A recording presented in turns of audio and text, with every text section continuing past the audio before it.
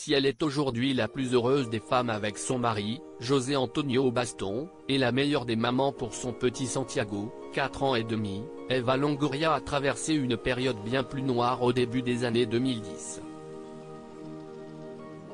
Alors qu'elle croit nager dans le bonheur avec son époux, le basketteur français Tony Parker, la jeune femme serait tombée de haut en trouvant des dizaines de textos qui prouvent la double vie de son mari. Une rumeur d'infidélité qui n'a jamais été confirmée.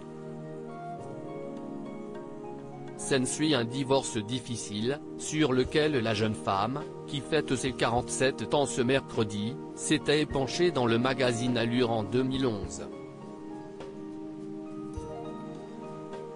J'avais l'habitude de prendre l'avion et d'aller à des matchs de basketball. À chaque fois que j'en parle, j'ai envie de pleurer. Si est dur, très dur. J'essaie juste de faire face aussi dignement que possible, sans drame, avait-elle confié. Heureusement, elle pouvait à l'époque compter sur 2 amies très connues, ses anciennes collègues de la série qui l'a rendue célèbre.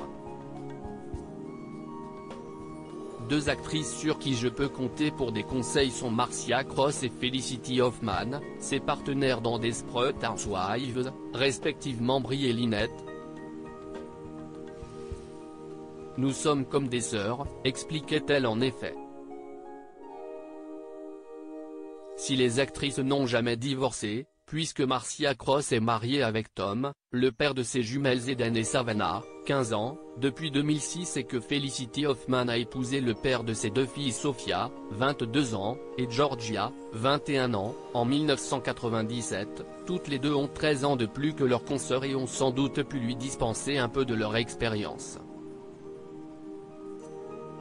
Vraiment bonnes amies et leur amitié est toujours aussi forte aujourd'hui. En 2018, alors qu'Eva Longoria allait recevoir son étoile sur Hollywood Boulevard, ses 2 amies étaient venues la rejoindre.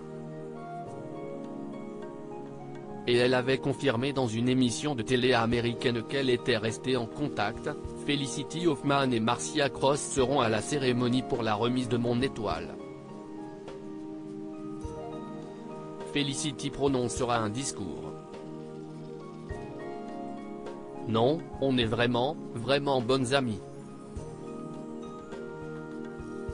Mais ce n'est pas le cas avec toutes ses anciennes collègues. 99% d'entre nous le sont, avait-elle conclu. Une façon de confirmer les rumeurs de tension avec Terry Hatcher, réputée pour sa solitude dans la série. En tout cas, la maman du petit Santiago avait invité toutes ses collègues à son mariage, qui s'était déroulé en France et où seule Marcia Cross n'avait pas pu se rendre, sans doute prise par ses jumelles, âgées de 5 mois à l'époque. Une belle amitié qui lui a permis de reprendre pied et qui l'a mené vers sa vie de rêve aujourd'hui.